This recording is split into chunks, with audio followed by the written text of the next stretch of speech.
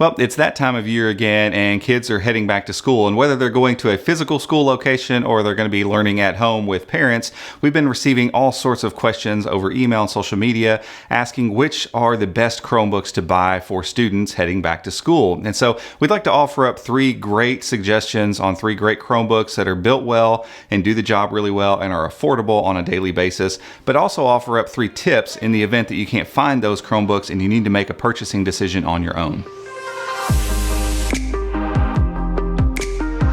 Before we get into those 3 Chromebook suggestions and those 3 tips, I do want to tease that we do have a really cool giveaway and some details to share on that. We're going to do that at the end of this video, so make sure and stick around to the end for that. So let's start off with what is easily the most affordable Chromebook in this list, and that is the Lenovo Chromebook 3.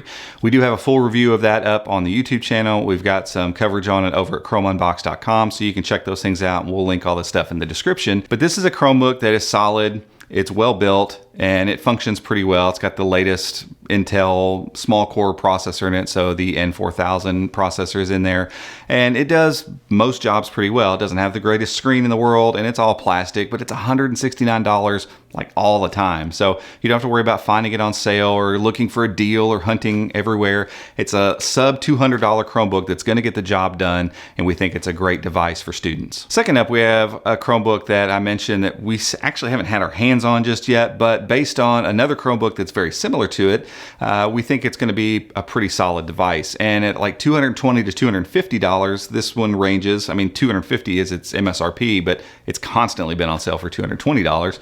The Acer Chromebook 315 is going to be a solid performer for kids that need a larger screen. It's got a 15.6-inch screen. It's full HD. Again, it's got that same Celeron N4000 Plus chip in it, 4 gigs of RAM and 64 gigs of internal storage. So it is a well-built Chromebook, and we're basing that on the 314, which is kind of its 14-inch brother, basically.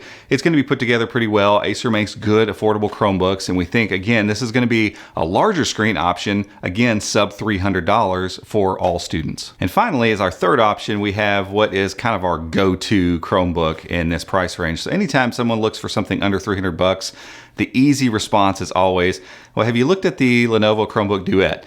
Because it's honestly pretty awesome. It's well built, way outside of its class as far as build quality. I mean, it feels like a $400 or $500 tablet. The screen is awesome. It's super bright at 400 nits. It's nice and sharp. It's a 16:10 display. It comes with the keyboard in the box. It has USI stylus compatibility. You can pop it apart. It does Android apps really well. And I think it's just well suited for younger kids. It's well suited for schoolwork. It's well suited for all sorts of tasks.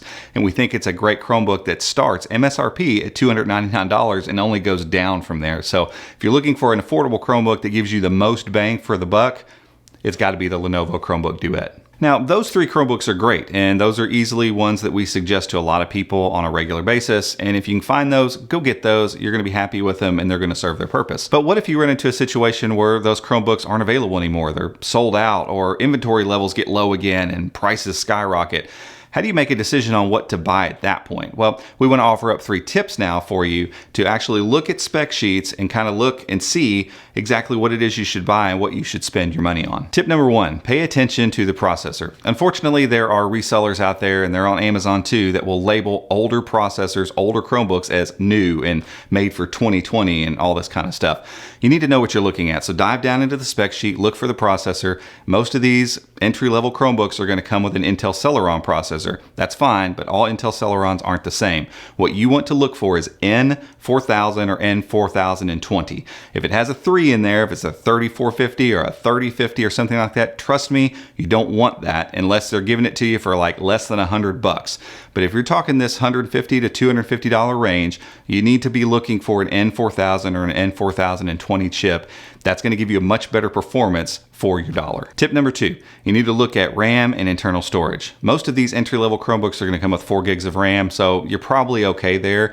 Just make sure you don't end up buying something with 2 gigs of RAM. Trust me, you don't want to mess with that. But you're also going to see a lot of 32 or 64 gig internal storage. And honestly, if you're not paying attention and you just go and grab the first Chromebook you see, you're likely likely going to buy one with 32 gigs of internal storage when there might be a model with 64 gigs of internal storage that costs the same or less. They don't really label this stuff very clearly, so you're going to have to get down there in the spec sheet and take a look. Make sure and see and compare and see that you're getting the most storage for your dollars. Finally, tip number 3, pay attention to the screen details. Now, it's fair to note that most entry-level Chromebooks are going to come with what are called TN panels. They're not going to label that stuff. They're not going to say anything about the screen. They're just going to give you a resolution. You can usually assume that it's going to be a lower-end panel that doesn't have good viewing angles and kind of looks washed out off angle. And that's okay. Those screens get by just fine and the Chromebook will function just like it needs to. But again, just like with memory and storage, if you look a little closer, you might find a Chromebook that's in the same price range that has the same internal stuff and comes with something like an IPS display. And if you look at the specifications, you'll usually either see them saying it has wide viewing angles, or they'll talk about some details about the color gamut or something like that, or they'll just put that it's an IPS in-plane switching display.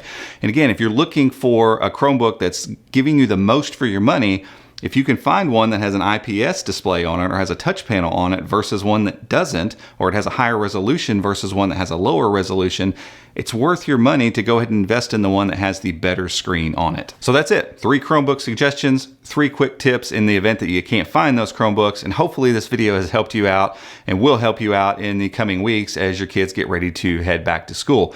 But as for that giveaway that we had mentioned, Lenovo has been kind enough to give us a brand new sealed in the box Chromebook Duet. So the one that we suggested that is probably the best Chromebook that you can get in this price range, we've got one to give away. And so there will be details down in the description on how you can go get entered. It's over at Chrome Unboxed. You'll see it on social media. We're going to do this all as a part of a back to school giveaway. But you need to know that this is, again, our favorite Chromebook in this price range. It is well worth the money.